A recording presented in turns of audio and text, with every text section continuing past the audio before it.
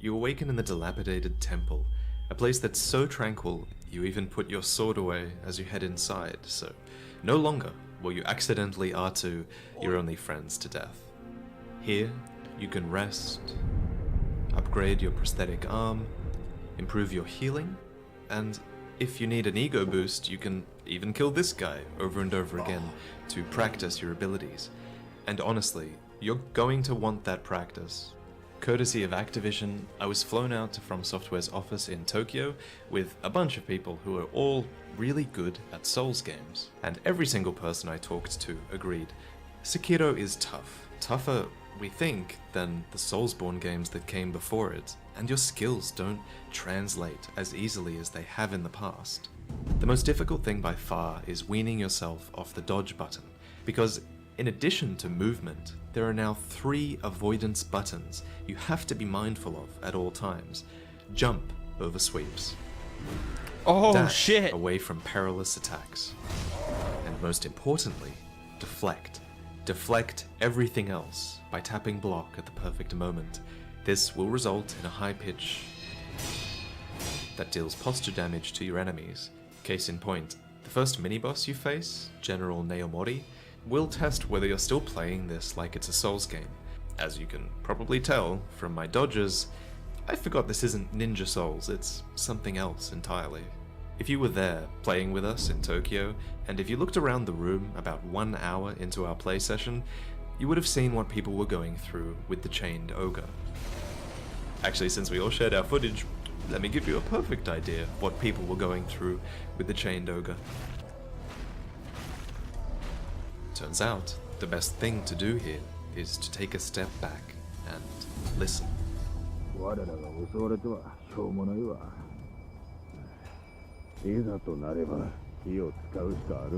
Since you don't have any fire at your disposal at this point, it follows, logically, that you should be able to keep exploring this area and find some. So you double back, you look around, and you end up honoring the dying wish of a fallen soldier.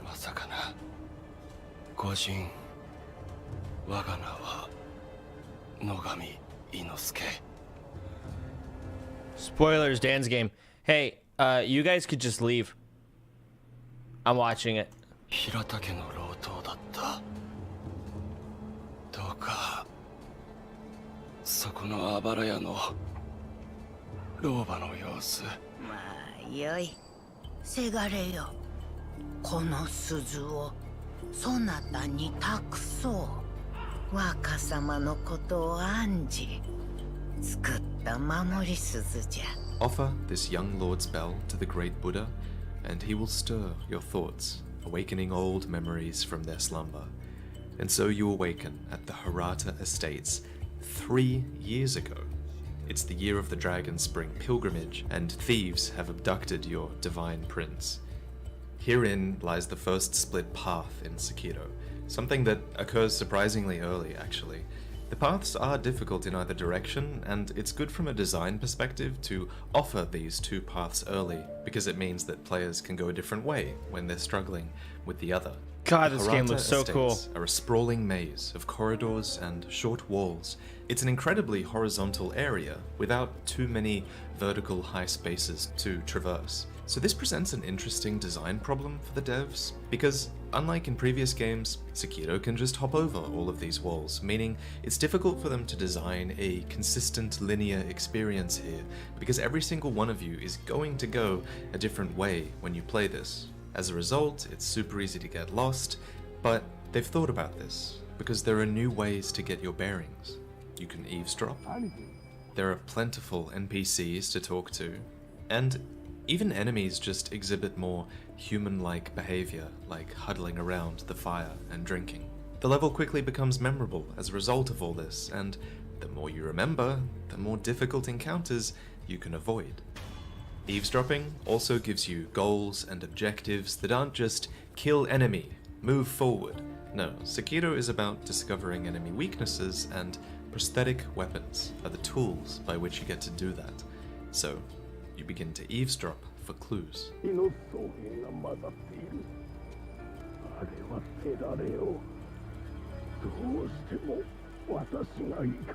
The injured man who is talking is scared for us for a reason, because the shinobi hunter is no joke.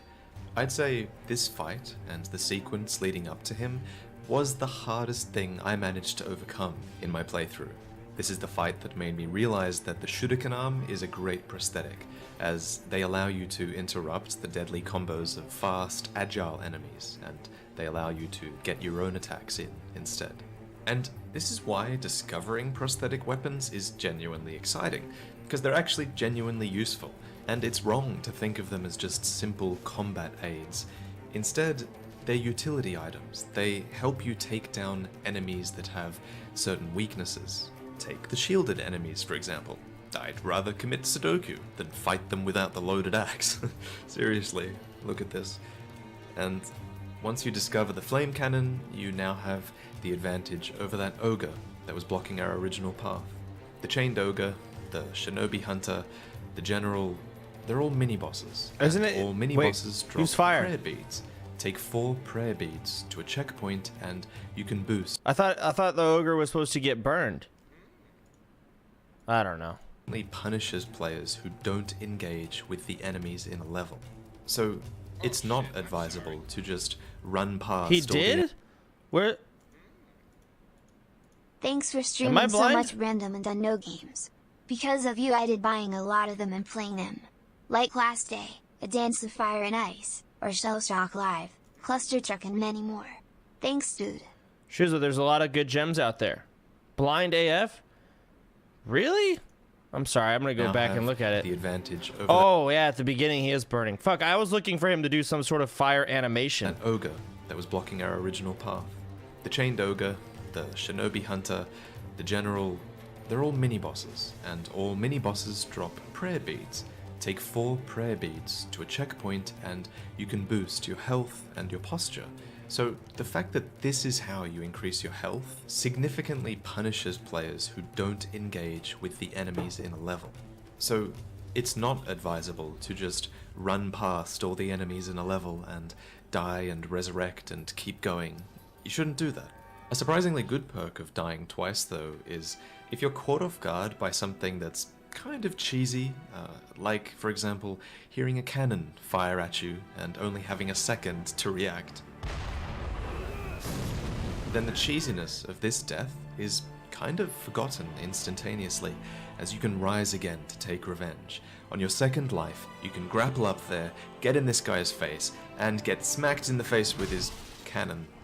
What was my point again? So let's talk death penalty. When you die, you lose half your experience and gold, and you have a 30% chance of receiving unseen aid, which reduces the amount you lose. But there's so much more to it. Something called Dragon Rot. And it goes beyond gameplay to hit you straight in the feels. どうした理由がよよどみのあふれで振りまかれやがて死に至る病じゃ Just as we predicted in an earlier video, the more you die in Sekiro, the more this mysterious disease spreads throughout the world, afflicting those you meet.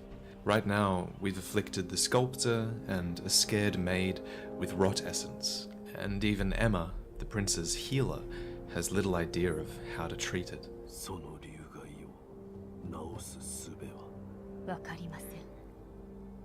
ですが、 Dragon Rot is just one aspect of why the story presentation in Sekiro is on another level. It's incredible, and I really want to talk about it in a separate video, so subscribe for that. The Vardy video channel survives another year. So in order to prevent yourself from dying and corrupting those around you, you'd better use every tool at your disposal.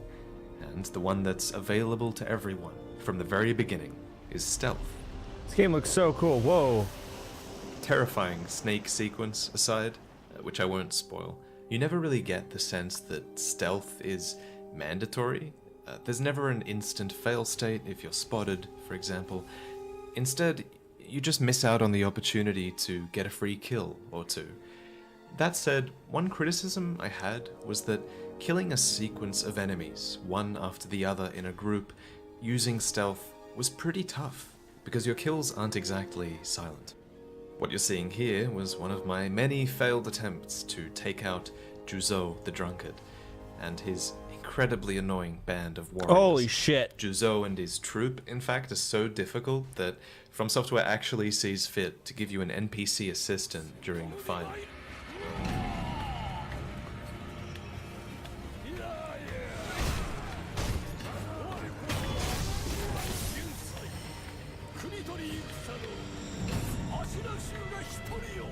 I was like one hit from killing this boss, dude.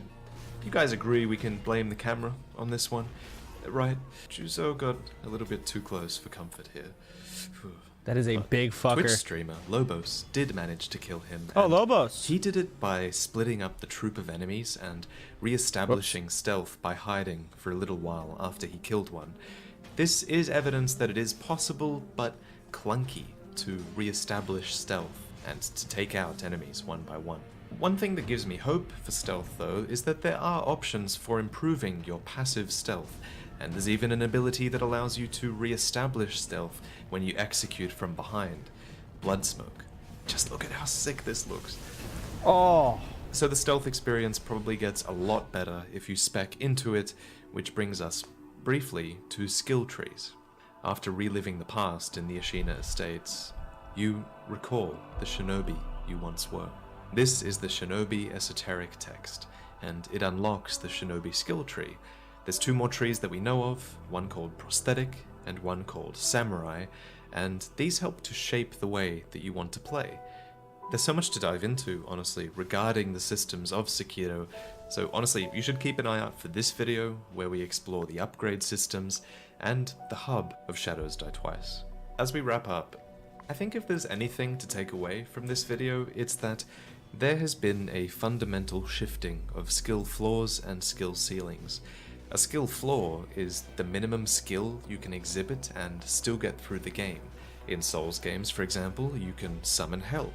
You can look up overpowered weapons like the Drake Sword, or you can just flat out grind for more stats. These things lower the skill floor, and they make the game more accessible, and Sekiro has none of them. Okay, sure, Let's you go. can grind out experience and level up your skill tree, but your skill trees just give you a wider range of options. They don't just flat out make you stronger like leveling strength or vitality would in Souls. From what I can tell, if you're bad at the core mechanics of Sekiro, then you will not have an easy time. A skill ceiling, on the other hand, is the height of skill that the game allows you to exhibit and that you can be rewarded for. Sekiro's skill ceiling seems incredibly high because in addition to complex movement and attacking options, there are now 3 avoidance buttons that you have to be mindful of. What you're seeing now is my final run through the Gamescom demo, something I practiced the hell out of, and in the end I managed to defeat the boss in just 60 seconds, blocking and dodging almost perfectly. So my point is that Sekiro seems to reward practice a ton, and seeing how well this practice translates to the gameplay and how good gameplay looks makes me really excited. I'll leave you guys with what was probably the most exciting, satisfying experience for me. Kyobu.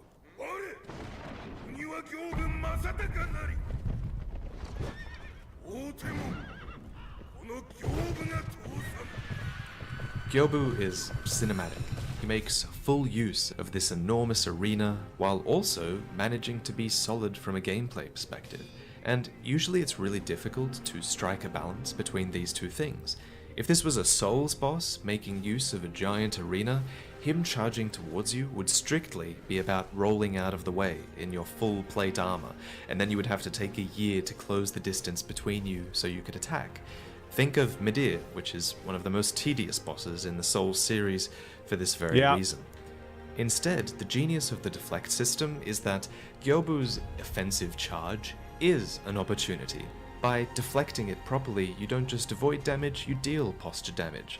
And I'm realizing how clever deflect is. It's created a tighter, more engaging fighting experience than ever before. It's a clashing of swords that is intensely personal for every enemy you fight, because their attacks aren't something you mindlessly move away from anymore, they're something you lean into. You're not your opponent's weakness. their predictability is. Sekiro is a blast, and it comes out so soon, so prepare yourself by watching this video which breaks down the skill systems in Sekiro, and I think that's a really good thing for you to watch because it means you can spend Dude, that more is so time cool. playing the game and less time figuring out how to play on day one. So keep an eye out for that. I'll probably do a Q&A about Sekiro on my stream on Twitch soon, so click the link in the description to follow me over there. But until next time, guys, I'll catch you later. That is so... I'm a little more excited for this game now than I already was.